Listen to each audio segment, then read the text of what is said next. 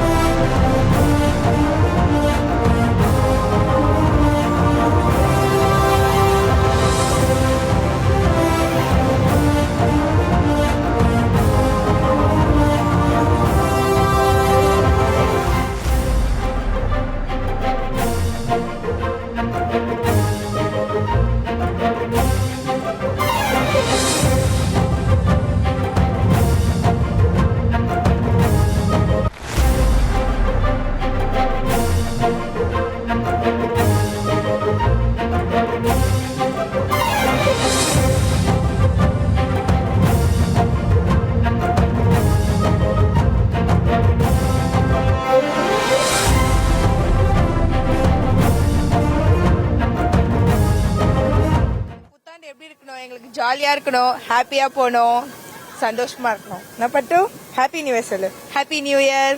Happy new year. எல்லாருக்கும் advance happy new year. எங்க பாப்பாக்கு first new year. Happy new year சொல்லு.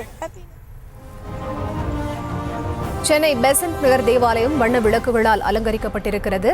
இது தொடர்பான முழுமையான விவரங்களோடு இணைகிறார் செய்தியாளர் அஜய். அவரிடம் பேசலாம். வணக்கம் அஜய், விவரங்கள்.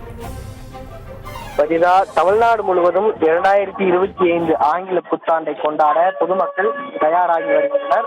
ஒவ்வொரு வருடமும் புத்தாண்டை கொண்டாடும் வகையில கேக் வெட்டி அன்பை பரிமாறிக்கொண்டு இன்முகத்துடன் இந்த புத்தாண்டை வரவேற்பார்கள். அந்த வகையில அந்த புத்தாண்டை வரவேற்க பொதுமக்கள் தயாராகிவிட்டனர்.